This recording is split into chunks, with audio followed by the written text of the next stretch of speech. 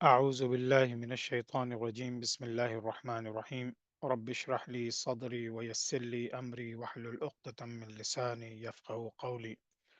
اللهم أرنا الحق حقا وارزقنا اتباعه وأرنا الباطل باطلا وارزقنا اجتنابه آمين يا رب العالمين السلام علیکم ورحمۃ اللہ وبرکاتہ آئی ہوپ کہ آپ سب لوگ خیریت سے ہوں گے ہم اپنے تیسرے سیشن کے ساتھ حاضر ہیں۔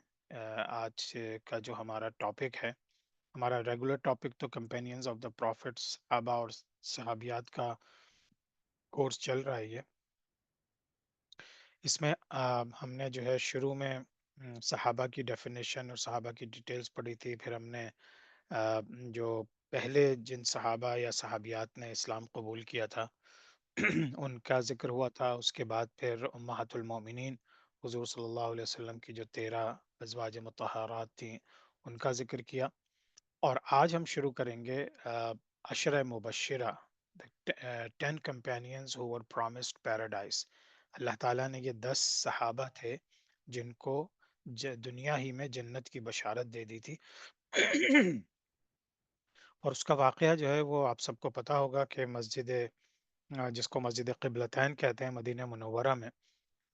تو یہاں پہ جب حضور صلی اللہ علیہ وسلم امامت کر رہے تھے، ان کے پیچھے بہت سے صحابہ کھڑے تھے، تو ان میں سے جب اچانک نماز کے دوران حضور صلی اللہ علیہ وسلم پر قبلہ چینج کرنے کی، قبلہ تبدیل ہونے کی آیت نازل ہوئی، تو انہوں نے امیجیٹلی اپنا رخ چینج کر دیا۔ تو ان کے ساتھ 10 صحابہ نے ان کے ساتھ قبلہ چینج کر دیا تھا، اور باقیوں نے نہیں کیا تھا۔ جن صحابہ نے اللہ تعالیٰ ان سے بھی راضی ہوا جنہوں نے قبلہ چینج کر دیا حضور صلی اللہ علیہ وسلم کے ساتھ، اور ان سے بھی جنہوں نے نہیں چینج کیا، لیکن جو 10 صحابہ تھے جنہوں نے قبلہ چینج کر دیا تھا ان کو اللہ تعالیٰ نے دنیا ہی میں جنت کی بشارت دے دی تھی۔ تو ان کو ہم شروع کریں گے، اور آج جو ہے ہم حضرت ابو بکر صدیق رضی اللہ تعالیٰ عنہ، کیونکہ چاروں خلفۂ راشدین اس میں شامل تھے، اور ان میں سے ظاہر سی بات ہے سب سے بڑی اہمیت اور وقت اور عزت جو ہے وہ خلیفۃ الاول حضرت ابو بکر صدیق رضی اللہ تعالیٰ عنہ کی ہے۔ تو اس وجہ سے آج ہم ان کو کور کریں گے انشاءاللہ۔ آپ لوگوں کے صحابہ کے بارے میں تو پہلی کلاس میں نے بتایا تھا کہ صحابہ ٹرم جو صحابہ ہے وہ حضور صلی اللہ علیہ وسلم کے ان لوگوں کو کہا جاتا ہے جنہوں نے ایمان کی حالت میں حضور صلی اللہ علیہ وسلم کو دیکھا، اور پھر ایمان کی ہی حالت میں ان کا انتقال ہو گیا۔ تو اس طرح سے یہ صحابہ کی ڈیفینیشن ہو گئی۔ پھر ان کی جو خصوصیات تھیں وہ یہی تھیں کہ وہ بہت زیادہ حضور صلی اللہ علیہ وسلم کے ساتھ فیتھفل تھے، لائل تھے، ان کا روزانہ صبح شام ان کے ساتھ اٹھنا بیٹھنا تھا۔ اسی وجہ سے ان کی اتنی اہمیت ہے کہ ہم لوگ آج تک جو ہے صحابہ کرام کی سنتوں پہ اور ان کے اقوال صحابہ پہ عمل کرنے کی توفیق مانگتے ہیں اللہ تعالیٰ سے۔ تو اس طرح سے صحابہ کرام جو ہیں ان کی بہت بڑی تعداد موجود تھی، اور ایک روایت کے مطابق کہ حج کے حجۃ الوداع میں تقریباً 1,25,000 صحابہ تھے، لیکن اپروکسیمیٹلی جب پوچھا جاتا ہے کہ کتنے حضور صلی اللہ علیہ وسلم کے صحابہ تھے، تو وہ ان کی تعداد 1,00,000 سے زیادہ تھی۔ اچھا، ان میں مکہ مکرمہ کے اصحاب کو مہاجرین کہا جاتا ہے، کیونکہ انہوں نے ہجرت کی حضور صلی اللہ علیہ وسلم کے ساتھ مدینہ منورہ اور جو لوگ مدینہ منورہ میں رہنے والے تھے، خاص طور سے اوس اور خزرج کے قبیلے کے، ان کو انصار کہا جاتا ہے، کیونکہ انہوں نے جو لوگ مہاجرین تھے ان کی مدد کی اور ان کو سپورٹ کیا۔ اچھا، یہ جو پہلے 10 صحابہ تھے ان کا ہم ذکر کر چکے ہیں، یہ لسٹ آپ کے پاس موجود ہے۔ پھر ہم نے ازواج مطہرات کے بارے میں ذکر کیا۔ یہ تمام ام المؤمنین سیدہ خدیجہ رضی اللہ تعالی عنہا سے لے کے ام المؤمنین حضرت ریحانہ بنت شمعون رضی اللہ تعالی عنہ تک ہم نے کور کیا تھا لاسٹ کلاس میں۔ آج جو ہے ہم عشرہ مبشرہ صحابہ کو شروع کریں گے۔ تو ان میں سے سب سے پہلا جو نمبر ہے وہ حضرت ابوبکر صدیق رضی اللہ تعالیٰ عنہ کا ہے۔ اس کے علاوہ اس وقت جو نماز میں موجود تھے اور جنہوں نے اپنا قبلہ بدل لیا تھا، چینج کر لیا تھا حضور صلی اللہ علیہ وسلم کے ساتھ، ان میں حضرت ابوبکر صدیق، حضرت عمر فاروق، حضرت عثمان غنی، حضرت علی بن ابی طالب، طلحہ بن عبید اللہ، زبیر بن العوام، عبد الرحمن بن عوف، سعد بن ابی وقاص، سعد ابن زید اور ابو عبیدہ ابن الجراح تھے رضی اللہ تعالی عنہم اجمعین۔ تو ان 10 کے 10 صحابہ کو اللہ تعالیٰ نے اس دنیا ہی میں جنت کی بشارت دے دی تھی۔ ایک حدیث ہے کہ حضرت عمر بن العاص reported which person I said which person is most beloved to you، حضرت عمر بن العاص نے حضور صلی اللہ علیہ وسلم سے پوچھا کہ آپ کو سب سے زیادہ کون سا شخص پسند ہے؟ تو حضور صلی اللہ علیہ وسلم نے صلی اللہ علیہ وسلم نے کہا کہ یعنی صحابہ اور صحابیات میں، تو حضور صلی اللہ علیہ وسلم نے جواب دیا حضرت عائشہ صدیقہ رضی اللہ تعالی عنہا۔ پھر حضرت عمر بن العاص نے دوبارہ پوچھا کہ مردوں میں کون پسند ہے آپ کو؟ تو حضور صلی اللہ علیہ وسلم نے جواب دیا ان کے والد یعنی حضرت ابو بکر صدیق رضی اللہ تعالی عنہ۔ اور پھر انہوں نے پوچھا کہ اس کے بعد؟ تو انہوں نے کہا حضرت عمر فاروق رضی اللہ تعالیٰ عنہ۔ اور اس طرح سے حضور صلی اللہ علیہ وسلم نے یہ مختلف لوگوں کے نام لیے، جن میں غالباً چاروں خلفۂ راشدین کے سب سے پہلے نام لیے، لیکن اسی ترتیب سے نام لیے تھے، حضرت عثمان غنی، حضرت علی، اور پھر تو اس طرح سے یہ ایک حدیث سے ثابت ہوتا ہے کہ کس طرح سے حضور صلی اللہ علیہ وسلم کو اپنی زندگی میں، جس طرح ہر آدمی کے فیوریٹ لوگ ہوتے ہیں، تو حضور صلی اللہ علیہ وسلم نے اپنے فیوریٹ لوگ بتائے اس میں۔ اچھا، حضرت ابوبکر صدیق رضی اللہ تعالیٰ عنہ کی آ، جو ان کی جو آ، زندگی ہے اور ان کا جو ساتھ ہے حضور صلی اللہ علیہ وسلم کے ساتھ، وہ ایک ایسی مثال ہے جو کہ رہتی دنیا تک کسی کے پاس وہ مل نہیں سکتی۔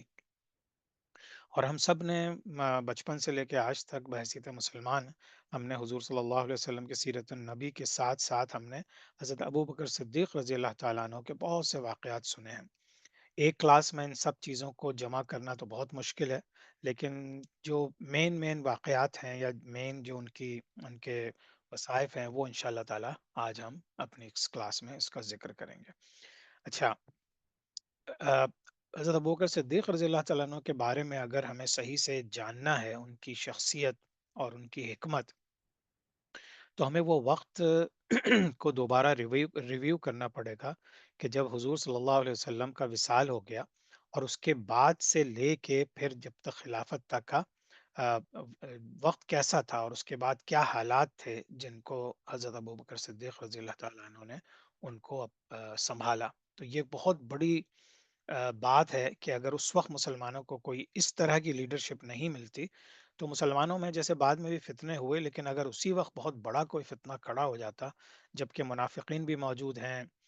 یہودی بھی موجود ہیں، یہودیوں نے جو اپنے آپ کو مسلمان شو کر کے اور جو جس طرح سے پورے ایریے میں ایک ایک مسلمانوں کے لیے مشکل پیدا کرنے کی کوشش کی تھی، وہ سب بھی ہے، اور بہت سے دوسرے واقعات ہیں۔ تو جیسے ہی حضور صلی اللہ علیہ وسلم کا وصال ہوا، تو ہر کوئی بہت شوق تھا، کیونکہ ان کو ذہن میں یہ آ رہا تھا کہ شاید حضور صلی اللہ علیہ وسلم ہمیشہ رہیں گے، اللہ کے نبی ہیں، انہوں نے اسلام کو شروع ہوتے ہی حضور صلی اللہ علیہ وسلم کے ذریعے دیکھا، انہی کی باتوں پہ عمل کیا، اور انہی کی محبت میں اپنی زندگی گزارے چلے جا رہے تھے۔ لیکن یہ کہ ان کو ایک بحیثیت انسان ان کے ذہن میں اس وقت یہ شائبہ بھی نہیں گزرتا تھا کہ حضور صلی اللہ علیہ وسلم کے بغیر ہماری زندگیاں کیسی ہوں گی۔ اور جب ان کا وصال ہوا اور لوگوں نے بتایا، تو حضرت عمر فاروق رضی اللہ تعالیٰ عنہ بہت زیادہ غصے میں آ گئے، اور جو ہے انہوں نے اپنی تلوار نکال لی، اور انہوں نے کہا کہ اگر کسی شخص نے یہ کہا تو میں اس کا سر قلم کر دوں گا۔ اب یہ حالات پیدا ہو رہے تھے، تو ظاہر سی بات ہے عمر رضی اللہ تعالیٰ عنہ ایک لیڈر تھے، اور حضور صلی اللہ علیہ وسلم کے ساتھ بہت اچھا وقت گزارا تھا، تو ان کو دیکھ کے بہت سے لوگ طیش میں آ گئے، اور بہت ایک عجیب سا کیوس کا سلسلہ بن گیا تھا۔ تو اس وقت جو ہے یہ جو وقت چل رہا تھا، اسی میں پھر خلافت کا بھی چننا تھا، پھر حضرت ابوبکر صدیق رضی اللہ تعالیٰ عنہ نے جو اس وقت ایک سخت ایک مقام ہے وہاں پہ تھے، اپنی دوسری اہلیہ کے ساتھ، انہوں نے جب سنا تو فوراً سے واپس آئے بھاگ کے، اور انہوں نے فوراً سے پبلک میں اناؤنسمنٹ کی، پہلے حضور صلی اللہ علیہ وسلم کے پاس گئے، ان کے ماتھے مبارک کو بوسہ دیا، اور پھر وہ باہر نکلے، اور انہوں نے جب حالات اتنے گرم دیکھے، تو انہوں نے یہ اناؤنسمنٹ کیا کہ any one who worshipped prophet صلی اللہ علیہ وسلم must know that he has died. جو بھی حضور صلی اللہ علیہ وسلم کی عبادت کرتا تھا تو اس کو یہ اندازہ ہو جانا چاہیے کہ اب ان کا انتقال ہو چکا ہے، وہ چلے گئے اس دنیا سے. لیکن جو اللہ کی عبادت کرتے تھے but those who worshipped Allah subhanahu wa ta'ala should know that Allah has always been there and will always be there. کہ جو اللہ تعالیٰ کی عبادت کرتے تھے وہ یہ جان لیں کہ اللہ تعالیٰ ہمیشہ سے ہے اور ہمیشہ رہے گا. تو ہمیں اصلی عبادت تو اللہ کی کرنی ہے. حضور صلی اللہ علیہ وسلم ایک میسنجر تھے، ایک پیغامبر تھے. اللہ تعالیٰ کی طرف سے قرآن لے کر آئے، اپنا کام کمپلیٹ کیا اور چلے گئے. اب باقی مسلمانوں کا کام ہے کہ اپنی زندگیاں آگے گزاریں. پھر انہوں نے قرآن شریف کی یہ سورہ آل عمران کی آیت نمبر 144 ریسائٹ کی. اعوذ باللہ من الشیطان الرجیم وما محمد الا رسول قد خلت من قبله الرسل افأیم مأت او قتل انقلبتم على اعقابكم ومن ينقلب على عقبيه فلن يضر الله شيئا وسيجزي الله الشاکرین. صدق اللہ العظیم. محمد صلی اللہ علیہ وسلم اللہ کے رسول ہیں اور ان سے پہلے بھی رسول گزر چکے ہیں. اگر دوسرے رسولوں کی طرح محمد صلی اللہ علیہ وسلم بھی وفات پا جائیں یا شہید کر دیے جائیں تو کیا تم اپنی ایڑیوں کے بل پھر جاؤ گے؟ یہ اللہ تعالیٰ سوال کر رہا ہے قرآن شریف میں. اور جو اپنی ایڑیوں کے بل پھرے گا تو وہ اللہ کو کوئی نقصان نہیں پہنچا سکے گا اور ان قریب اللہ شکر گزار بندوں کو جزائے خیر دے گا. تو حضرت ابوبکر صدیق رضی اللہ تعالیٰ عنہ نے پہلے تو عمر رضی اللہ تعالیٰ کو سمجھایا، پھر لوگوں کو بتایا کہ اگر تم اللہ کی عبادت کرتے ہو تو اللہ ہمیشہ سے ہمیشہ رہے گا، اور پھر قرآن کی یہ آیت پڑھی. اس سے لوگوں میں تھوڑا سکون پیدا ہوا. ان کو باقاعدہ حضور صلی اللہ علیہ وسلم کے اپنے الفاظ جو انہوں نے وحی کے ذریعے ان کو ملے اور انہوں نے لوگوں کو بتائے تھے، تو لوگوں کو جب یہ قرآن کی آیت ریمائنڈ کرائی گئی تو ان میں بہت سا کام ڈاؤن ہو گئے بہت سے لوگ. اچھا. اب یہاں پہ ایک نئی بحث شروع ہو گئی کہ حضور صلی اللہ علیہ وسلم کے بعد جو ہے خلافت کس کو ملے گی. مہاجر اور انصار جو ہیں وہ آپس میں کچھ صحابہ جو ہیں یہ مہاجر صحابہ یہ سمجھ رہے تھے کہ مہاجر کو ملنی چاہیے، انصار صحابہ یہ سمجھ رہے تھے کہ خلافت انصار میں سے کسی کو ہونی چاہیے. تو ان لوگوں میں تھوڑی سی تلخ کلامی شروع ہو گئی تھی. جیسے ہی حضور صلی اللہ علیہ وسلم کے انتقال کے بعد حضرت ابوبکر صدیق اور حضرت عمر فاروق رضی اللہ تعالیٰ عنہ کو یہ پتہ چلا تو وہ فوراً سے وہاں سے اٹھ کے یہاں پر آئے. یہ تھوڑی سی دور پہ ایک جگہ تھی، یہاں پہ پہنچے اور انہوں نے پھر اس کانفلکٹ کو ریزالو کرنے کی کوشش کی. تو کچھ صحابہ نے سجیسٹ کیا کہ ایک لیڈر مہاجروں میں سے آ جائے، ایک انصار میں سے، اور دونوں مل کے خلافت کریں. لیکن سب کو یہ پتا تھا کہ یہ کبھی بھی کام نہیں کر سکتا. اگر دو خلیفہ یا جیسے ایک نیام میں دو تلواریں نہیں ہو سکتی، اسی طرح سے ایسا نہیں ہو سکتا کہ دو حکمران ایک ہی جگہ کے ہوں. عمر رضی اللہ تعالیٰ عنہ پھر انہوں نے آ کے تیز آواز میں بولا اور انہوں نے کہا یہ نہیں ہو سکتا، اس طرح تو ہر کسی کے ایک بہت بڑا فتنہ کھڑا ہو جائے گا. پھر حضرت عمر فاروق رضی اللہ تعالیٰ عنہ نے جو ہے حضرت ابوبکر صدیق رضی اللہ تعالیٰ عنہ کے ہاتھ پہ بیعت کی خود سے، اور پھر ان کو دیکھ کے آہستہ آہستہ دوسرے صحابہ کرام نے بھی بیعت کرنا شروع کر دی. اب یہ بھی ایک ایشو تھا. اب اس میں سے کچھ صحابہ نے اس وقت بیعت نہیں کی،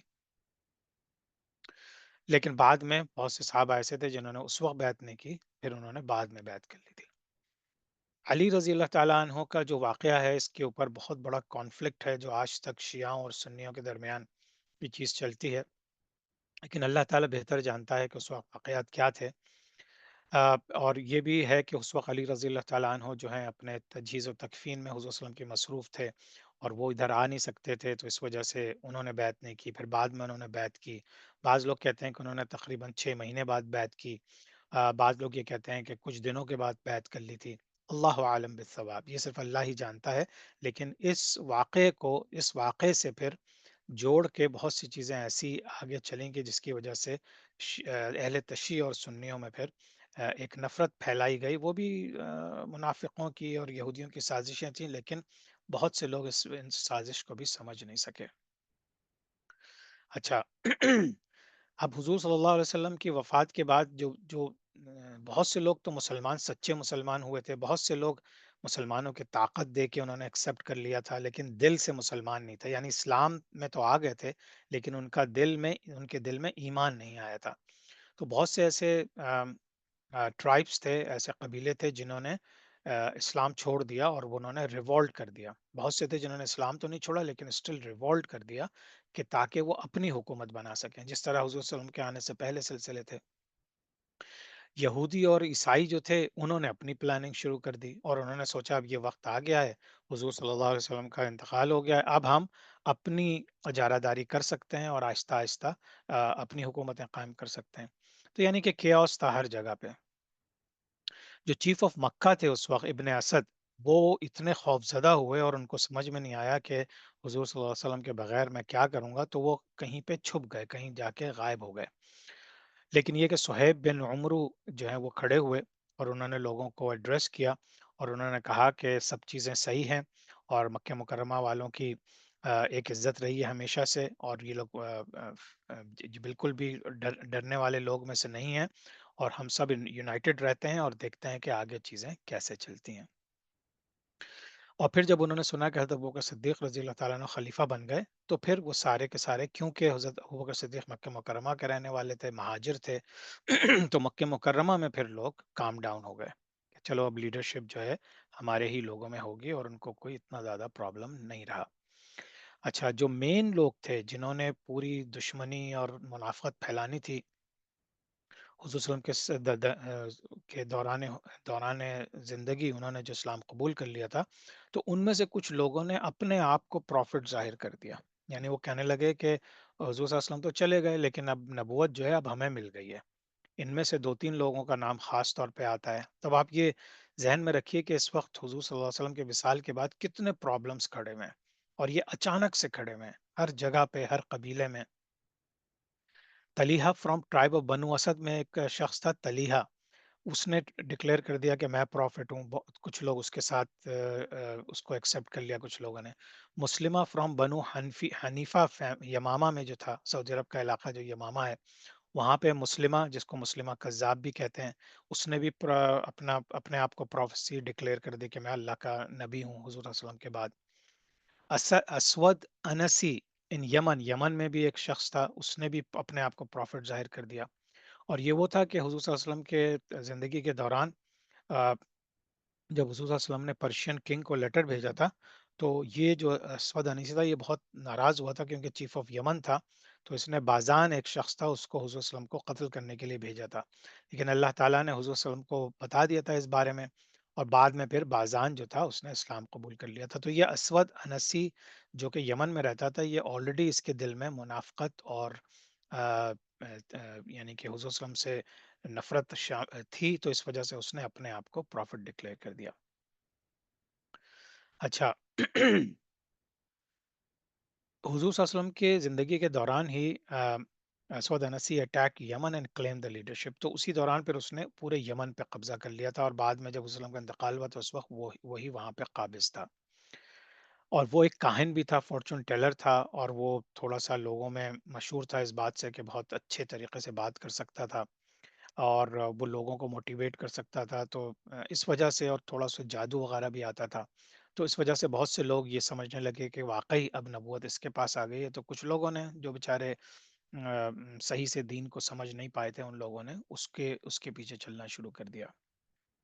और उसने ये कहा कि मैं अल्लाह की तरफ से मुझ पे भी आयत नाजिल होती हैं, और बाद में हमें पता चलता है कि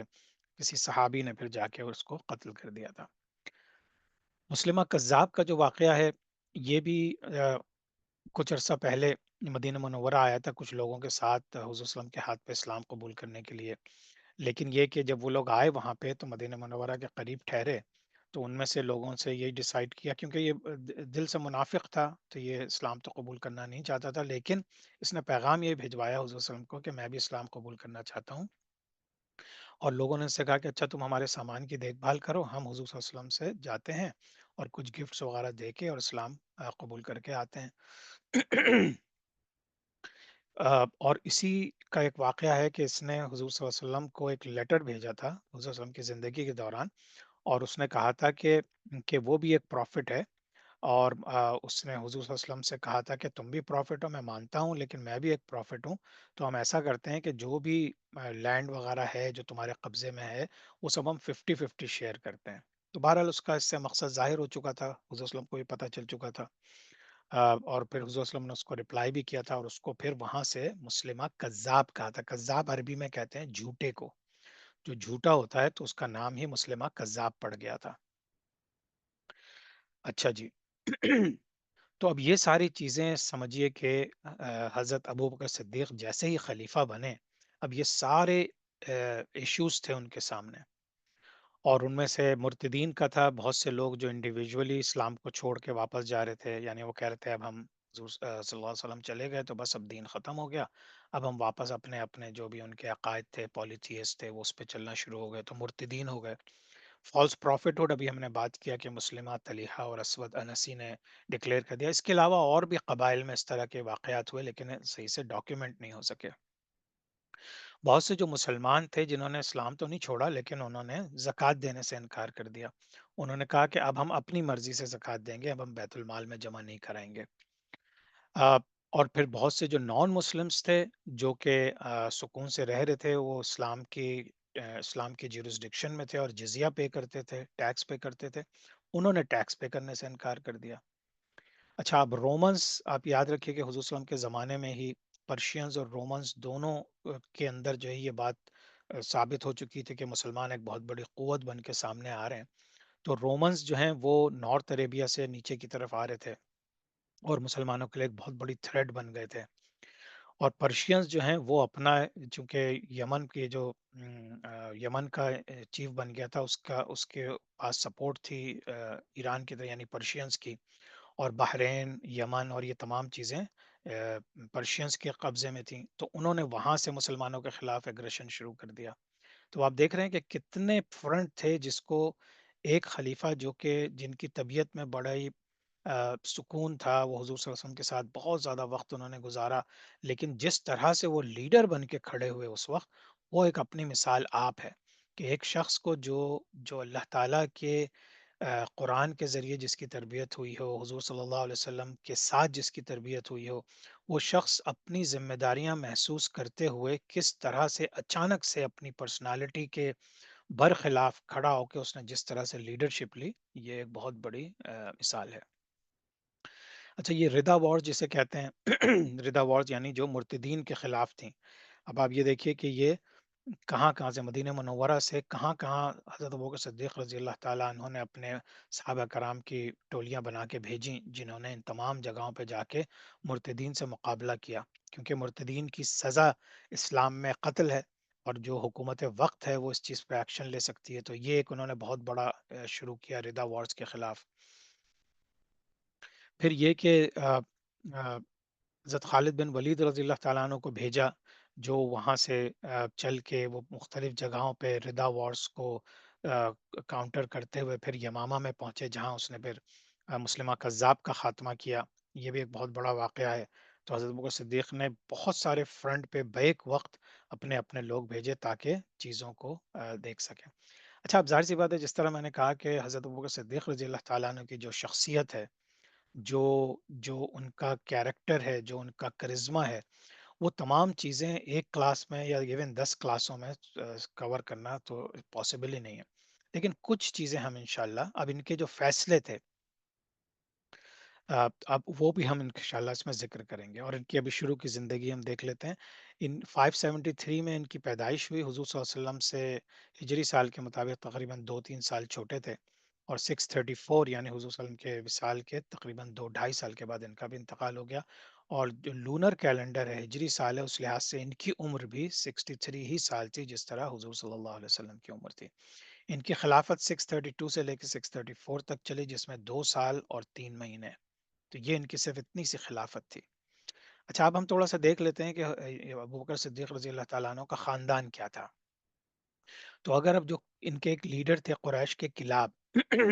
وہاں پہ جا کے حضرت حضور صلی اللہ علیہ وسلم اور حضرت ابوبکر صدیق رضی اللہ تعالیٰ عنہ کا خاندان ملتا ہے. حضور صلی اللہ علیہ وسلم کا ہم سب کو پتہ ہے کہ کلاب کے بیٹے قصی تھے، پھر عبد مناف تھے، پھر ہاشم تھے، جس کی وجہ سے یہ بنی ہاشم کہلاتے ہیں. پھر حضرت عبد المطلب تھے، پھر عبداللہ تھے، حضرت عبداللہ تھے، اور پھر حضور صلی اللہ علیہ وسلم. اسی طرح سے کلاب کے ایک بیٹے تھے تیم. اسی وجہ سے حضرت ابوبکر صدیق رضی اللہ تعالیٰ عنہ کے قبیلے کو بنو تیم کہا جاتا ہے، تیم. پھر ان کے تھے بیٹے سعد، کعب، عمرو، عامر عثمان بن قحافہ اور پھر ان کے بیٹے حضرت ابو بکر صدیق رضی اللہ تعالیٰ عنہ تھے. تو اس طرح سے ان کا بھی خاندان حضور صلی اللہ علیہ وسلم سے جا کے ملتا ہے. اچھا، اب حضور یہ حضرت ابوبکر صدیق 573 میں پیدا ہوئے اور پھر ان کا انتقال 22 اگست 634 اے ڈی میں ہوا. آ، تو ہم نے یہ ساری چیزیں دیکھی کہ اور ان کے بہت سے ٹائٹل تھے، جس طرح کنیت ہوتی ہے نا، بہت سے ناموں سے پکارا جاتا ہے اس آدمی کو. تو ان کا نام عبداللہ بھی تھا، عتیق، ابو بکر صدیق، کمپینین آف دا کیو یعنی کہ جو غار میں حضور صلی اللہ علیہ وسلم کے ساتھ رہے تھے، یار غار جیسے کہتے ہیں اردو میں. کمپینین آف دا ٹوم، کیونکہ حضور صلی اللہ علیہ وسلم کے بالکل ساتھ ان کا مزار بھی ہے لیٹے میں، اور ان کو شیخ اکبر بھی کہا جاتا تھا. ان کی 4 بیویاں تھیں: قتیلہ بنت عبد العزہ، ام رومان، اسما بنت امیس اور حبیبہ بن خارجہ. ان کے 5 بچے تھے: عبداللہ اینڈ اسما فرام قتیلہ بنت عبد العزہ، یہ ایک بیٹا اور ایک بیٹی. عبد الرحمن اینڈ عائشہ، یہ عائشہ صدیقہ رضی اللہ تعالی عنہا اور ان کے بھائی عبد الرحمن، یہ ام رومان سے تھے. اور پھر محمد فرام اسما بنت امیس، پھر ایک بیٹے ان کے ان سے تھے. تو ایک بیٹا ایک بیٹی، ایک بیٹا ایک بیٹی، اور پھر یہ ایک بیٹا ان کے اسما بنت انیس سے تھی. ان کا پروفیشن جو ہے وہ ٹریڈ تھا، تجارت کرتے تھے، کپڑوں کی تجارت کرتے تھے. پرسنالٹی ان کی ایسی تھی کہ دراز قد تھے، ان کا قد کافی لمبا تھا اور وائٹ کمپلیکشن تھا. چھوٹی داڑھی تھی، جتنی آتی تھی اتنی چہرے پہ تھی، اور بہت ہی روشن چہرہ تھا. اور آنکھیں ایسا لگتا تھا کہ بات کرتی ہیں بہت ہی. اور ماتھا چوڑا، اور اخلاق اور کردار میں بہت ہی اعلیٰ قسم کا اخلاق تھا ان کا. اسی وجہ سے ایون کہ جب حضرت ابو کا صدیق رضی اللہ تعالیٰ عنہ نے اسلام قبول کر لیا، اس کے بعد بھی ایون کے جو کافر تھے وہ بھی ان کی عزت کرتے تھے. اور یہ فیملی ٹری میں ایکسپرٹ تھے. فیملی ٹری مینس کہ جو شجرہ تھا مختلف قریش کے خاندانوں کا، یہ ان کو زبانی یاد تھا. تو بہت سے لوگ ان کے پاس آتے تھے اپنا شجرہ پوچھنے کے لیے کہ ہمارے والد، دادا، پردادا. تو یہ بہت اونچا فیملی ٹری بہت اوپر تک لے جا کے لوگوں کو بتاتے تھے. انہوں نے اپنی اسلام سے پہلے بھی کبھی شراب نہیں پی، اور ہمیشہ سے بہت کام اور بہت ہی حکمت والے تھے. اور حضور صلی اللہ علیہ وسلم کے ساتھ انہوں نے تقریباً ہر غزوے میں ساتھ دیا ہے، کیونکہ آپ سوچئے کہ سب سے شروع کے اسلام قبول کرنے والوں میں سے ہیں، اور حضور صلی اللہ علیہ وسلم کے وصال کے وقت بھی موجود تھے. تو انہوں نے جتنا ساتھ حضرت ابو بکر رضی اللہ تعالیٰ عنہ نے حضور صلی اللہ علیہ وسلم کے کا دیا ہے، اور جتنا ساتھ رہے ہیں، یہ آنر کسی کو بھی نہیں مل سکا. اور اس وجہ سے جو بھی ان کی باتیں ہیں یا ان کی زندگی ہے وہ عین عکس ہے. یعنی حضور صلی اللہ علیہ وسلم کی جو باتیں یہ ہمیں بتاتے ہیں یا آگے سینہ بہ سینہ چلی ہیں، وہ موسٹ اوتھینٹک باتیں ہیں. اچھا، جب حضور صلی اللہ علیہ وسلم کی شادی ہوئی اور وہ اس وقت 25 سال کی عمر تھے، تو وہ حضرت خدیجہ رضی اللہ تعالیٰ عنہ کے محلے میں وہاں موو ہو گئے. تو وہاں پہ وہ محلہ تھا جہاں پہ تھوڑے پیسے والے لوگ رہتے تھے، بڑے تاجر تھے. تو خدیجہ رضی اللہ تعالیٰ عنہ کے گھر کے پاس ہی حضرت ابوبکر صدیق رضی اللہ تعالیٰ عنہ کا بھی گھر تھا. تو جب حضور صلی اللہ علیہ وسلم وہاں موو ہوئے تو ان کی دوستی ہو گئی حضرت ابوبکر صدیق صاحب. یہ ساری باتیں ہیں اسلام سے پہلے، یعنی کہ ابھی نبوت ملنے سے پہلے. تو وہاں سے آپ سوچئے تقریباً 25 سال کی عمر سے حضور صلی اللہ علیہ وسلم کا تعلق پیدا ہو گیا تھا حضرت ابوبکر صدیق سے. اور پھر 40 سال میں جب نبوت ملی، 15 سال تک اس وقت بھی وہ ساتھ رہے. تو ایک دوسرے کو پہچاننے لگتے ہیں. اور یہی وجہ تھی کہ جب نبوت ملی حضور صلی اللہ علیہ وسلم کو، اور انہوں نے آ کے حضرت ابوبکر صدیق کو بتایا، تو انہوں نے بغیر چوں چرا کے، بغیر کوئی سوال کیے اللہ کے نبی کو ایکسپٹ کر لیا. اور اس کی وجہ یہی تھی کہ وہ 15 سال سے جانتے تھے ان کو. تو ان کو پتا تھا یہ کبھی جھوٹ نہیں بول سکتے، کبھی کوئی غلط بات نہیں کر سکتے، کسی کو دھوکہ نہیں دے سکتے. اور پھر آہستہ آہستہ چونکہ دونوں کی جو مزاج تھا وہ ملتا جلتا تھا، تو یہ ساتھ پلے بڑے 25 سال کے بعد، سمجھے. اچھا، اور بہت سے بڑے صحابہ جو ہیں انہوں نے اسلام جو قبول کیا وہ حضرت ابوبکر صدیق رضی اللہ تعالیٰ عنہ کے ہاتھ پہ کیا. اب آپ سوچئے کتنے بڑے بڑے صحابہ. جب حضرت ابوبکر صدیق رضی اللہ تعالیٰ عنہ کو میسج ملا اور وہ جب باہر نکلے، تو حضرت عثمان غنی رضی اللہ تعالیٰ عنہ کسی دوسرے شہر سے آ رہے تھے، تو ابھی وہ راستے ہی میں تھے. تو انہیں حضرت عثمان غنی رضی اللہ تعالیٰ عنہ کو اسلام کی دعوت دی. حضرت عثمان غنی نے فوراً قبول کر لی. پھر حضرت عبد الرحمن بن عوف، طلحہ بن عبید اللہ، سعد بن ابی وقاص، زبیر بن عوام، یہ سب بڑے بڑے بہت کبیر کبائر صحابہ میں سے ہیں، ان سب نے حضرت ابوبکر صدیق کے ہاتھ پہ اسلام قبول کیا، اور پھر بہت سے لوگوں نے، ابو عبیدہ ابن جراح اور بہت سے لوگوں نے بعد میں بھی ان کے اسلام قبول کرتے رہے۔ حضرت ابوبکر صدیق نے حضور صلی اللہ علیہ وسلم کو آ، ہر چیز سے سپورٹ کیا، اپنی جان سے اور مال سے۔ انہوں نے جتنے سلیوز تھے، جتنے غلام تھے، چاہے وہ ابو جہل کا غلام ہو یا کوئی ہو جس کے اوپر انہوں نے اتنی زیادہ مظالم ڈھائے، اسلام جس سلیو نے بھی اسلام قبول کیا اس کے اوپر بہت برے مظالم ڈھائے، تو ان کو پھر حضرت ابوبکر صدیق نے منہ مانگے دام دے کے ان کو خرید کے آزاد کرنا شروع کر دیا۔ ان میں سے حضرت بلال حبشی رضی اللہ تعالیٰ عنہ بھی ہیں۔ تبوک کے ایکسپیڈیشن میں یہ بہت مشہور واقعہ ہے کہ حضور صلی اللہ علیہ وسلم نے جب سب سے کہا تھا کہ یہ بہت بڑی جنگ ہونے جا رہی ہے، تو جو جس کے پاس ہے، جو بھی وہ دے سکتا ہے، وہ اپنا اپنا لے کر آ جائے۔ تو حضرت ابوبکر صدیق رضی اللہ تعالیٰ عنہ سے پہلے حضرت عمر فاروق پہنچے، بہت سے لوگ سامان لائے، کسی نے اپنے گھر کے کوئی حصہ دیا، کسی نے کچھ دیا، پیسے دیے۔ تو حضرت عمر فاروق رضی اللہ تعالیٰ عنہ آئے تو انہوں نے کہا کہ میں نے اپنے گھر کا پورا آدھا ادا کیا، آدھا اپنی فیملی کے رکھ لیا اور آدھا آپ کے لیے لے آیا ہوں۔ اس کے بعد حضرت ابو بکر صدیق رضی اللہ تعالیٰ عنہ آئے تو انہوں نے کہا کہ میں اپنا جو کچھ بھی میرے پاس تھا، انٹائر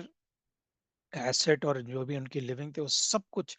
لے آئے وہ، کیونکہ حضور صلی اللہ علیہ وسلم نے تبوک ایکسپیڈیشن کے لیے مانگا تھا۔ تو حضور صلی اللہ علیہ وسلم نے پوچھا کہ تم نے گھر کے لیے کیا چھوڑا؟ تو حضرت ابوبکر صدیق رضی اللہ تعالیٰ عنہ کا جواب تھا کہ خدا اور اس کا رسول، اللہ اور اس کا رسول۔ تو یہ اہمیت ہے حضرت ابوبکر صدیق کی۔ تو عمر فاروق نے اس کے اوپر ایک کامنٹ بھی دیا کہ میں سمجھ رہا تھا کہ آج میں ابو بکر رضی اللہ تعالیٰ عنہ سے آگے نکل جاؤں گا، لیکن آج بھی یہ مجھ سے بازی لے گئے۔ تو اسی طرح سے حضرت ابوبکر صدیق رضی اللہ تعالیٰ عنہ نے بہت دفعہ کعبہ شریف کے اندر جب کافروں نے حضور صلی اللہ علیہ وسلم کو بڑا اٹیک کیا، ان کے گلے میں پھندا بنایا، ان کے اوپر اونٹ کی اوجریاں ڈالی، جو کچھ بھی کرتے رہے، حضرت ابوبکر صدیق ہمیشہ ان کو بچاتے رہے۔ اور یہاں تک کہ ایک دفعہ کفار نے حضرت ابوبکر صدیق کو اتنی بری طرح مارا اسی بات پہ کہ حضرت صلی اللہ علیہ وسلم کو بچا رہے تھے، کہ ان کا چہرہ، ماتھا، سر سب ایک فلیٹ سا ہو گیا تھا، یعنی سوج کے اس طرح کا ہو گیا تھا۔ لیکن پھر بھی جب وہ ہوش میں آئے، ان کے گھر والے ان کو لے گئے، تو انہوں نے ایک ہی بات پوچھی کہ حضور صلی اللہ علیہ وسلم کیسے ہیں، صلی اللہ علیہ وسلم۔ یہ تھی ان کی محبت، اپنی جان، مال، اپنی ہر چیز سے زیادہ محبت کرتے تھے۔ پھر آپ سوچئے کہ ایک نبی کو، جس کو اللہ تعالیٰ نے اپنا میسنجر، اپنا محبوب بنا کے اس دنیا میں بھیجا، اور اس کے سب سے قریبی دوست اور سب سے بڑے محبوب حضرت ابوبکر صدیق رضی اللہ تعالیٰ عنہ، تو پھر ان کا مقام کیا بنتا ہے، اور ہمارے لیے پھر ان کی عزت اور ان کی جو ہے وہ ان سے محبت کتنا ضروری ہے۔ جب معراج کا حضور صلی اللہ علیہ وسلم کا واقعہ ہوا وہاں سے آئے، تو معراج کا بھی آپ لوگوں کو واقعہ یاد ہوگا کہ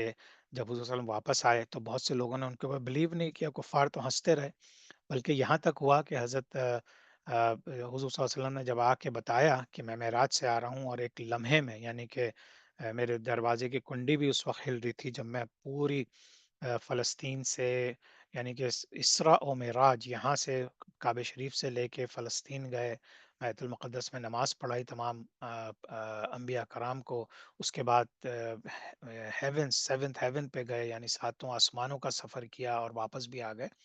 تو جب انہوں نے یہ آ کے بتایا تو ابو جہل نے سنا، تو وہ بہت خوش ہوا، اور اس کی وجہ یہ تھی کہ ابھی تک وہ حضور صلی اللہ علیہ وسلم کو غلط ثابت نہیں کر سکا تھا۔ ہر دفعہ وہ اپنے کوئی ایسی باتیں ہوتی تھیں جس کی وجہ سے ان کو جو ہے وہ غلط ثابت ہو جاتا، تو اس دفعہ وہ بڑا خوش ہوا، اور سب سے پہلے حضرت ابوبکر صدیق رضی اللہ تعالیٰ عنہ کے پاس پہنچا، اور اس نے کہا کہ اگر کوئی تم سے یہ کہے کہ ایک لمحے میں کوئی فلسطین کا سفر کر کے اور آسمانوں کا سفر کر کے اور سب کچھ آ جائے، کیا تم مانو گے؟ تو حضرت ابوبکر صدیق رضی اللہ تعالیٰ عنہ نے کہا نہیں، سوال ہی نہیں پیدا ہوتا، ایسا کیا ہو سکتا ہے، ہمیں تو نہیں پتا، ایسا تو کچھ بھی نہیں ہو سکتا۔ تو بڑی زور سے ہنسا اور خوش ہوا، اور اس نے کہا کہ پتا ہے تمہارے رسول صلی اللہ علیہ وسلم یہ کہہ رہے ہیں۔ تو حضرت بکر صدیق کا امیجیٹ برجستہ جواب یہ تھا کہ اگر حضور صلی اللہ علیہ وسلم کہہ رہے ہیں تو یقیناً سچ کہہ رہے ہوں گے، اور یقیناً وہ معراج پہ گئے ہوں گے، اور میں اس پہ 100% بلیو کرتا ہوں۔ تو وہ اپنا سا منہ لے کے وہاں سے بھی روتا پیٹتا ابو جہل چلا گیا۔ تو یہ ٹرسٹ اور یہ محبت تھی۔ جب حضور صلی اللہ علیہ وسلم مدینہ منورہ کے لیے مائگریشن کے لیے نکلے تو وہاں پہ بھی کون ساتھ تھا؟ حضرت ابوبکر صدیق۔ نہ صرف یہ کہ ساتھ تھے، بلکہ مکہ مکرمہ سے، کیونکہ ان لوگوں نے پلان بنایا تھا کہ کفار ان کے پیچھے نہ آئیں، تو پہلے یہ مکہ مکرمہ سے تھوڑا اپوزٹ سائڈ میں نکلے مدینہ کے، پھر ایک غار میں جا کے چھپ گئے 3 راتوں کے لیے، اور 3 راتوں کو جس طرح سے انہوں نے حضور صلی اللہ علیہ وسلم کی ٹیک کیئر کی، خوف کا یہ عالم تھا کہ حضرت ابوبکر صدیق رضی اللہ تعالیٰ عنہ نے جب کفار کے پاؤں دیکھے بالکل اس کے پاس غار کے پاس، تو انہوں نے کہا حضور صلی اللہ علیہ وسلم اب تو ہم پکڑے گئے، اب تو ہم کوئی کوئی ہمیں مطلب کیا ہوگا اب؟ تو حضور صلی اللہ علیہ وسلم نے کہا کہ لا تحزن ان اللہ معانا، یعنی کہ غم نہیں کرو ابو بکر، اللہ تعالیٰ ہمارے ساتھ ہے۔ تو یہ سارے واقعات ہیں۔ پھر وہاں سے نکلے، پھر کس طرح سے مدینہ منورہ، جو کہ ایک نارمل سا ایک راستہ بن گیا تھا جس میں تھوڑی آسانیاں تھیں، اتنی پہاڑیاں نہیں آتی تھیں، تو وہاں سے جانے کے بجائے پھر وہ کرس کراس کر کے گئے، یعنی تھوڑا سا ادھر جاتے تھے لیفٹ پہ، پھر رائٹ پہ، اس طرح کر کے وہ مدینہ منورہ پہنچے۔ راستے میں بہت سے واقعات ہوئے، بہت جگہ پہ ان کو ٹھہرنا پڑا، جس طرح سے حضرت ابوبکر صدیق رضی اللہ تعالیٰ عنہ نے حق ادا کر دیا ایک دوستی کا، تو وہ اپنی مثال آپ ہے۔ پھر یہ لوگ مدینہ منورہ پہنچے، اور یہ ابوبکر صدیق رضی اللہ تعالیٰ عنہ کو بھی حضور صلی اللہ علیہ وسلم نے بالکل آخری وقت میں بتایا تھا، کیونکہ ان کو ڈر تھا کہ کہیں کوئی سن نہ لے، تو انہوں نے وہاں پہ پھر اسی وقت فیصلہ کیا اور اپنی بیٹی سے بات کی، اور کس طرح سے پلان بنایا کہ ہمیں کون وہاں پہ 3 دن تک کھانا پینا پہنچائے گا، پھر وہاں سے ہمارا گائیڈ کون ہوگا۔ یہ تمام واقعات ہیں جو ہم لوگوں نے اس سے پہلے بھی بہت دفعہ پڑھ چکے ہیں۔ جب پرشینس نے رومن کو ڈیفیٹ کیا، تو کفار جو مکہ کے تھے وہ بہت خوش ہوئے کہ بھئی یہ رومنز بھی ہمیں تنگ کرتے تھے، لیکن مسلمان جو تھے وہ خوش نہیں تھے، کیونکہ رومنز بہرحال ایک اہل کتاب تھے، تو ان کو ان کی وجہ سے تو حضرت ابوبکر صدیق رضی اللہ تعالیٰ عنہ نے ابئی بن خلف، جو کہ ایک کفار چیف تھا، ایک سردار تھا ان کے، تو اس نے جب اپنی خوشی ظاہر کی تو حضرت ابوبکر صدیق رضی اللہ تعالیٰ عنہ کو اچھا نہیں لگا، اور انہوں نے ایک شرط لگائی کہ کچھ اونٹوں کی شرط لگائی کہ کچھ ہی سالوں میں پرشینز کو جو ہے رومنز ڈیفیٹ دے دیں گے۔ جب حضور صلی اللہ علیہ وسلم نے یہ سنا تو انہوں نے کہا تم ایک کام کرو کہ تم اس کو 100 کیملز لگا دو، بہت سارے کیملز اور لگا دو، اور اس کا مدت جو ہے کچھ سالوں کے بجائے 9 سال کر دو۔ اب حضور صلی اللہ علیہ وسلم کو کیسے پتا تھا؟ کیونکہ ان کے پاس سورہ روم جو ہے وہ نازل ہو چکی تھی، اور اس میں اللہ تعالیٰ نے ان کو پیغام دے دیا تھا کہ غلبت الروم، یعنی کہ رومنز جو ہیں وہ دوبارہ سے غلبہ حاصل کریں گے۔ تو اس طرح سے حضرت ابوبکر صدیق رضی اللہ تعالیٰ نے جب یہ شرط لگائی تو ان کی وہ جیت گئے وہ شرط۔ تو اس طرح سے حضرت ابوبکر صدیق رضی اللہ تعالیٰ نے ہر اس بات میں شامل ہوتے تھے جس میں حضرت حضور صلی اللہ علیہ وسلم ہوتے تھے۔ بدر کے مقام پہ حضور صلی اللہ علیہ وسلم کے ساتھ رہے اور ان کو پروٹیکٹ کیا۔ رات کو جب بدر کے لیے رات کو انہوں نے خیموں میں تھے اور صبح جنگ ہونی تھی، تو حضور صلی اللہ علیہ وسلم ساری رات سجدے میں پڑے رہے، اللہ سے دعا کرتے رہے، اللہ سے کی عبادت کرتے رہے۔ تو کسی وقت تو حضرت ابوبکر صدیق اور باہر پہرا دیتے تھے، ایک تلوار لے کے باہر پہرا دیتے، تو بیچ میں وہ آئے اور انہوں نے کہا حضور صلی اللہ علیہ وسلم آپ تو اپنے آپ کو کچھ کر لیں گے، آپ جو ہے آرام کریں، میں باہر کھڑا ہوں آپ کے لیے۔ تو اس طرح سے وہ ہر وقت جس طرح آپ کہیں کہ سائے کی طرح حضور صلی اللہ علیہ وسلم کے ساتھ رہتے تھے۔ بدر کے جنگ کے بعد حضرت ابوبکر صدیق رضی اللہ تعالیٰ عنہ نے سجیشن دیا تھا کہ جو پی او ڈبلیوز تھے، پرزنرز آف وار، جو قیدی تھے، کہ ان کو فدیہ لے کے چھوڑ دیا جائے۔ حالانکہ عمر فاروق رضی اللہ تعالیٰ عنہ کا یہ ماننا تھا کہ ان لوگوں کو قتل کر دیا جائے سب کو، لیکن حضور صلی اللہ علیہ وسلم نے حضرت ابوبکر صدیق کے آئیڈیا کو چوز کیا، اور پھر بعد میں یہی ثابت ہوا کہ ان کی جو حکمت تھی وہ بہتر تھی۔ جنگ احد جس کو سب کو پتہ ہے آپ لوگوں کو کہ حضور صلی اللہ علیہ وسلم اس میں بہت زیادہ زخمی ہو گئے تھے، بلکہ خبر بھی چل گئی تھی کہ شاید حضور صلی اللہ علیہ وسلم کا انتقال ہو گیا ہے۔ آ، لیکن اس میں بھی سب سے جو قریب تھے اور سارے وار کھارتے تھے، لیکن حضور صلی اللہ علیہ وسلم کو چاروں طرف سے صحابہ نے گھیرا ہوا تھا، ان میں ایک جو ہے حضرت ابوبکر صدیق رضی اللہ تعالیٰ عنہ تھے۔ جب 9 ہجری میں جب پہلا حج فرض ہوا، تو آپ سب کو پتا ہے کہ حضور صلی اللہ علیہ وسلم نے اس حج میں نہیں گئے تھے، اور پھر اگلے سال انہوں نے حج کیا تھا۔ تو حضور صلی اللہ علیہ وسلم نے جو لیڈر آف دا گروپ جو حج پہ جا رہا تھا وہ حضرت ابوبکر صدیق کو بنایا تھا۔ پھر یہ کہ اپنے انتقال سے پہلے، حضور صلی اللہ علیہ وسلم کے وصال سے پہلے، جب بھی حضور صلی اللہ علیہ وسلم بہت بیمار ہوتے تھے اور اپنے حجرے سے باہر نہیں آ سکتے تھے، تو وہ حضرت ابوبکر صدیق رضی اللہ تعالیٰ عنہ کو امامت کا کام سونپتے تھے، یعنی حضرت ابوبکر صدیق امامت کراتے تھے۔ ایک دفعہ کا واقعہ ہے کہ حضرت ابوبکر صدیق آؤٹ آف ٹاؤن تھے، تو بلال رضی اللہ تعالیٰ عنہ نے حضرت عمر فاروق سے کہا کہ آپ جماعت کرا دیں۔ جب حضور صلی اللہ علیہ وسلم نے یہ سنا، جب حضور صلی اللہ علیہ وسلم نے اپنے حجرے سے عمر فاروق رضی اللہ تعالیٰ عنہ کی قرت سنی، تو انہوں نے پوچھا فوراً کہ ابو بکر کہاں ہیں؟ جب انہیں پتہ چلا تو پتہ چلا کہ ابو بکر تو موجود نہیں ہے، تو حضور صلی اللہ علیہ وسلم نے کہا کہ Allah and Muslims like for Abu Bakr to lead prayers, سبحان اللہ۔ اب اس سے زیادہ اشارہ اور کیا تھا ہو سکتا ہے کہ پہلے خلیفہ جو ہے وہ چھپے ہوئے الفاظ میں حضور صلی اللہ علیہ وسلم نے کتنی دفعہ اس چیز کی انڈیکیشن دے دی تھی کہ Allah and Muslims like for Abu Bakr to lead prayers, تو یعنی کہ جو لیڈر تھے، حضور صلی اللہ علیہ وسلم لیڈر تھے، وہ جماعت کراتے تھے، تو ان کے بعد پھر حضرت ابوبکر صدیق کراتے تھے جب وہ موجود نہیں ہوتے تھے۔ اتنی محبت کرتے تھے حضور صلی اللہ علیہ وسلم سے کہ ایک دفعہ حضور صلی اللہ علیہ وسلم نے مسجد میں یہ کہا کہ اللہ gave his slave option to prefer this dunya and live forever or prefer to meet Allah. The slave preferred meeting Allah. تو انہوں نے اپنی بات بتائی کہ اللہ تعالیٰ نے مجھے آپشن دیا تھا کہ تم ساری مطلب زندگی یا ساری قیامت تک تم زندہ رہو اور ہمیشہ اس دنیا میں موجود رہو، یا تم اللہ سے ملاقات کے خواہش مند ہو۔ تو حضور صلی اللہ علیہ وسلم نے یہی فیصلہ کیا کہ نہیں، میں اللہ سے میٹنگ کو پریفر کرتا ہوں۔ جب انہوں نے یہ بتایا تو حضرت ابوبکر صدیق رضی اللہ تعالیٰ عنہ بہت روئے۔ ان سے پوچھا گیا تو ان کو یہ سمجھ میں آ گیا تھا کہ اب حضور صلی اللہ علیہ وسلم کا وقت بہت قریب ہے۔ حضور صلی اللہ علیہ وسلم نے ایک دفعہ کہا کہ if I had made anyone Khalil my Khalil it would have been ابو بکر، یعنی ان کا کوئی دوست ہوتا تو وہ حضرت ابو بکر صدیق ہوتے، کیونکہ اس کی بہت سی ڈیفینیشنز ہیں خلیل کی، جس میں آپ کو سمجھ میں آتا ہے کہ جو بھی کلوزسٹ آدمی ہوتا ہے وہ حضرت ابو بکر صدیق کو انہوں نے کہا۔ اچھا، اب ہم تھوڑا سا دیکھ لیتے ہیں حضرت ابو بکر صدیق رضی اللہ تعالیٰ عنہ کے فیصلے، اور خاص طور سے جب ان کو خلافت ملی تھی اس دوران۔ جب حضور صلی اللہ علیہ وسلم مدینہ منورہ آئے حج کرنے کے بعد، تو ان کو پتا تھا کہ ان کا ٹائم بہت قریب ہے، اور انہوں نے جو ہے یہ کہہ دیا تھا کہ جو رومنز ہیں یہ آلریڈی وہاں سے پیش قدمی کر رہے ہیں، تو حضور صلی اللہ علیہ وسلم نے حضرت اسامہ بن زید کے ساتھ 700 سولجرز کا لشکر دے کے بھیج دیا تھا کہ تو جا کے ان سے جو ہے ان کو روکیں فلسطین کے قریب۔ تو لیکن یہ کہ ابھی یہ لوگ تھوڑے آدھے راستے پہنچے تھے کہ الجرف کے مقام پہ ان کو خبر ملی کہ حضور صلی اللہ علیہ وسلم بہت بیمار ہیں، تو وہ قافلہ رک گیا، اور پھر کچھ دیر کے بعد ان کو اطلاع ملی کہ حضور صلی اللہ علیہ وسلم کا وصال ہو گیا۔ تو بہت سے صحابہ کا اس وقت یہی ماننا تھا کہ اس وقت بہت ڈاؤن ٹائم ہے صحابہ کے لیے، وہ کیسے لڑیں گے اور کیسے جائیں گے۔ لیکن یہ کہ حضرت ابوبکر صدیق رضی اللہ تعالیٰ عنہ نے جیسے ہی خلافت لی، ان کا سب سے پہلا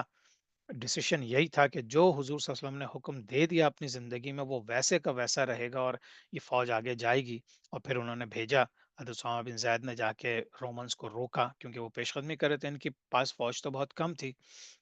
لیکن یہ کہ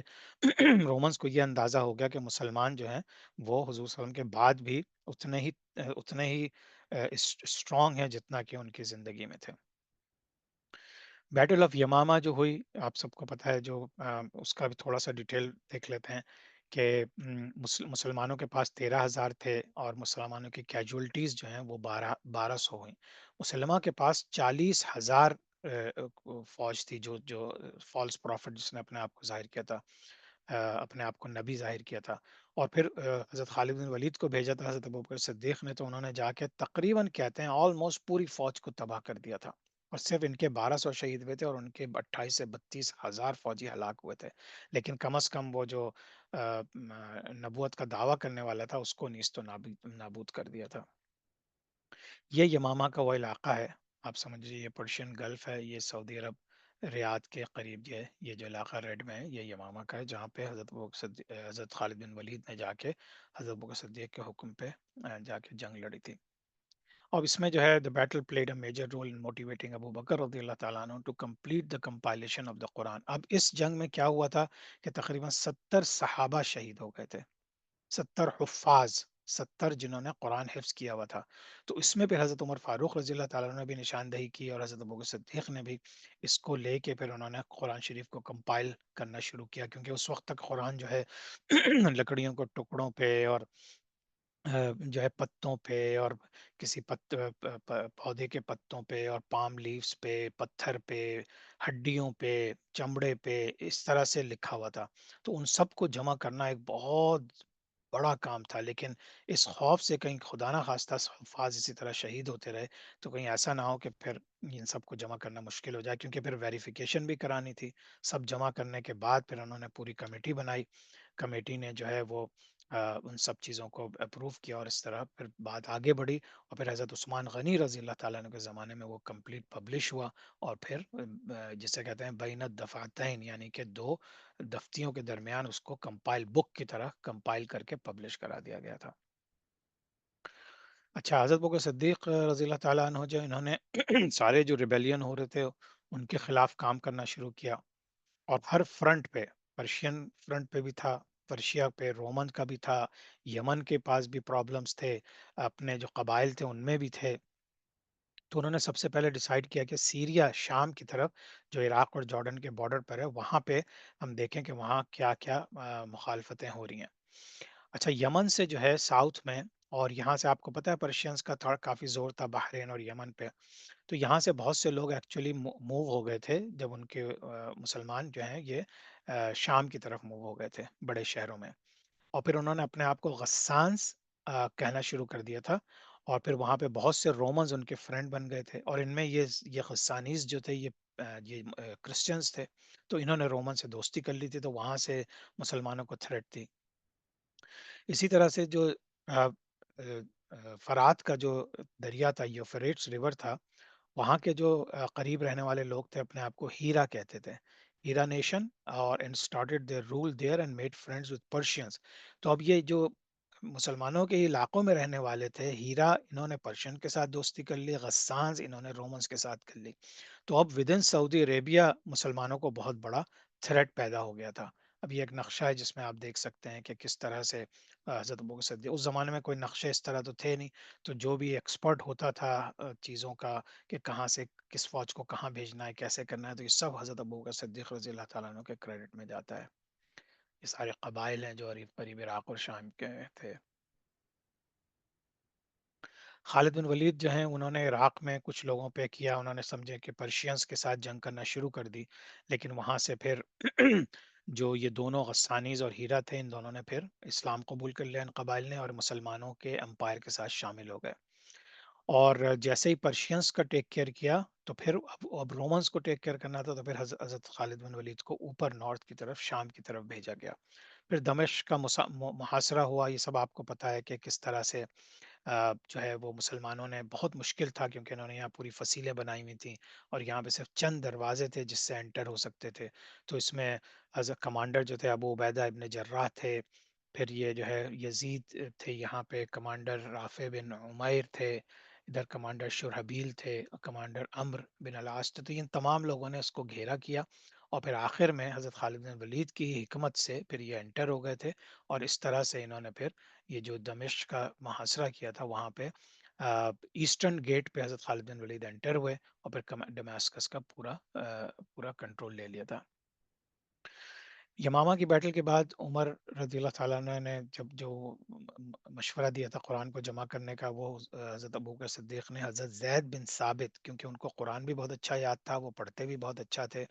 اور ان کے اندر حکمت بہت تھی، تو ان کی انڈر ایک کمیٹی بنائی، جس کو پھر آگے چل کے جیسے میں نے بتایا کہ اس سے سارا جمع ہوا، اور پھر عثمان غنی رضی اللہ تعالیٰ عنہ کے زمانے میں پبلش ہوا۔ اچھا، یہ تمام چیزیں جو ہیں یہ لوگوں کو پتہ ہونا بہت ضروری ہیں، کیونکہ بہت سے لوگ الزام لگا دیتے ہیں کہ عثمان غنی رضی اللہ تعالیٰ عنہ کے زمانے میں پھر صحیح طریقے سے کام نہیں ہوا تھا۔ تو یہ صرف عام طریقے سے نہیں ہوا، ایک ایک چیز کو جب جمع کیا تھا اس پہ کراس ریفرنسز ہوئے، ڈیبیٹس ہوئیں، ڈسکشنز ہوئے، بڑے بڑے صحابہ کو بلایا گیا، اور پھر اس کے بعد پھر آہستہ آہستہ ان چیزوں کو کیا گیا، اور حضرت عثمان غنی رضی اللہ تعالیٰ عنہ کے زمانے میں جو ہے چونکہ بہت زیادہ مسلمانوں کی حکومت پھیل چکی تھی، تو وہاں سے جب حضرت عثمان غنی کو اطلاع ملی کہ کہیں پہ لوگ غلط قرأت کر رہے ہیں قرآن شریف کی، تو پھر انہوں نے اس چیز کو بہت ہی آرگنائز طریقے سے کر کے ایک واحد اس کے اوپر قرآن کو رسم الخط کے اوپر پبلش کیا، اور پھر اس جتنے دوسری کاپیز تھے ان سب کو جلوا دیا تاکہ ایسا نہ ہو کہ بہت غلط قسم کی قرآن کی کاپیز کہیں اور نہ چلی جائیں۔ حضرت ابو صدیق رضی اللہ تعالیٰ عنہ کا پورا دور، یہ جو ساری باتیں میں نے آپ لوگوں کو بتائی ہیں، جو کہ شاید اس کا ابھی 1% بھی میں نے کور نہیں کیا کہ ان کے کیا کیا چیلنجز تھے اور کس طرح سے انہوں نے کام کیا، صرف 27 مہینے تھے، 2 سال اور 3 مہینے۔ اور ان کے بارے میں مشہور ہے ان کا انتقال جو ہے، بعض لوگ کہتے ہیں کہ ان کو جس طرح حضور صلی اللہ علیہ وسلم کو بھی ایک یہودی عورت نے پوائزن کیا تھا، جس کی وجہ سے حضور صلی اللہ علیہ وسلم کی طبیعت بہت خراب ہو گئی تھی، اور اسی طرح سے حضرت ابوبکر صدیق بھی کو بھی ایک یہودی وومن نے پوائزن کیا تھا۔ دوسری روایت یہ ہے کہ انہوں نے جو ہے سردی میں انہوں نے ایک ٹھنڈے پانی سے شاور لے لیا تھا، یعنی کہ غسل کر لیا تھا، تو اس کی وجہ سے ان کو بخار چڑھا، اور اسی بخار کی حالت میں پھر وہ 15 دن کے بعد ان کا انتقال ہو گیا۔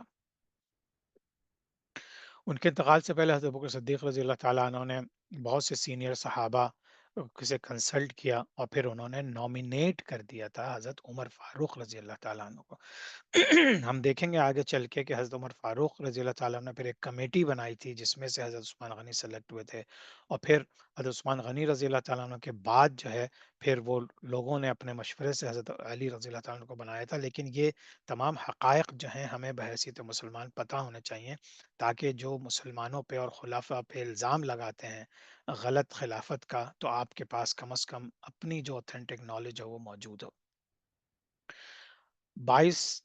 الآخر 13 ہجری، پیر کا دن، رائٹ آفٹر سن سیٹ جو ہے حضرت ابوبکر صدیق رضی اللہ تعالیٰ عنہ کا انتقال ہو گیا، اور ان کا جو ان کی جو قبر ہے وہ حضور صلی اللہ علیہ وسلم کے بالکل سائڈ میں ہے، اس طرح ہے کہ جہاں حضور صلی اللہ علیہ وسلم کی شولڈر آ رہی ہیں وہاں پہ حضرت ابوبکر صدیق رضی اللہ تعالیٰ عنہ کا سر ہے، تو اس طرح سے وہ ہے۔ پھر اس کے بعد حضرت عمر فاروق کی بھی وہیں پہ اسی طرح سے ابوبکر کے رضی اللہ تعالیٰ عنہ کے برابر میں ہے، اور پھر ہم دیکھیں گے کہ حضرت عیسیٰ علیہ السلام کا جب انتقال ہوگا، جب وہ آئیں گے قیامت کے قریب، تو وہ چوتھی قبر جو ہے پھر وہ ان کی ہوگی۔ آج کے لیے پھر اتنا ہی۔ یقیناً میں ایک دفعہ پھر آپ کو بتا رہا ہوں کہ حضرت ابوبکر صدیق رضی اللہ تعالیٰ عنہ کے اوپر ایک کتاب نہیں، 10 کتاب نہیں، سینکڑوں کتابیں لکھی گئی ہیں ان کے فیصلوں پہ، ان کی حکمت پہ، ان کے حضور صلی اللہ علیہ وسلم کے ساتھ زندگی گزارنے پہ۔ تو آج جو ہم نے پڑھا ہے وہ بہت ہی چھوٹا سا ایک چیز کور کیا۔ اگلی دفعہ انشاءاللہ ہم حضرت عمر بن خطاب رضی اللہ تعالیٰ عنہ کے بارے میں پڑھیں گے کہ عشرہ مبشرہ میں پھر ایک ایک کر کے ہم سب کو پڑھیں گے، لیکن یہ جو 4 صحابہ ہیں ان کو ہم ہر کلاس میں ایک الگ الگ طریقے سے ڈسکس کریں گے، تاکہ کچھ ہم جو ہیں مسلمان جو ہیں ان بڑے بڑے صحابہ کے بارے میں کچھ علم حاصل کر سکیں۔ جزاک اللہ۔ اب ہم کوشچن آنسر لے لیں گے انشاءاللہ۔ آپ لوگ پلیز کوشش کیجیے گا کہ سب لوگ موجود رہیں کوشچن آنسر کے سیشن میں، اور جو ہے پھر جو ہے ہم اس کو اوپن ڈسکشن بھی آگے کریں گے۔ جزاک اللہ خیرن، سبحانک اللہم و بحمدک، نشہد ان لا الہ الا انت، نستغفرک و نتوب الیک۔ السلام علیکم ورحمۃ اللہ وبرکاتہ۔